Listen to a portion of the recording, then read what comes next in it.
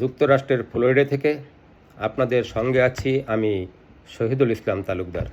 সুপ্রিয় দর্শক মণ্ডলী, দুটি বর্ণের একটি শব্দ পতি, যা স্বয়ং সৃষ্টিকর্তাও পছন্দ করেন না, আর সৃষ্টিকর্তা যাহা পছন্দ করেন না তাহাই ঘৃণিত।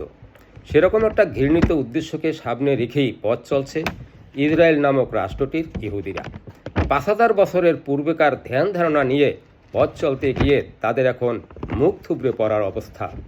অথচ তাদের হাতে সুযোগ ছিল সামাজিক, রাজনৈতিক, প্রশাসনিক, অর্থনৈতিক তথা সার্বিক ক্ষেত্রে গণতন্ত্রের ভিত্তিতে মুসলমানদেরকে সমান সুযোগ সুবিধা প্রদানের ভিত্তিতে জাতিসংঘ কর্তৃক গৃহীত সিদ্ধান্তে চিহ্নিত ইসরায়েল এবং ফিলিস্তিন ভূখণ্ড নিয়ে একটি রাষ্ট্র গঠন করা।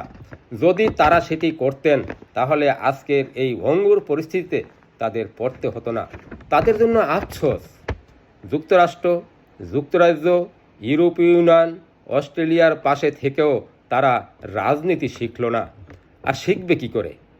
অর্থ, বিত্ত, শক্তিতে যারা যত বলিয়ান, বুদ্ধিমত্তার দিক থেকে তারা ততটাই বোকা, আর এটাই নিয়ম। দর্শক, আজ এ পর্যন্তই। দেখা হবে পরবর্তী কোনো ভিডিওতে। সে পর্যন্ত ভালো থাকবেন। আসসালামু আলাইকুম।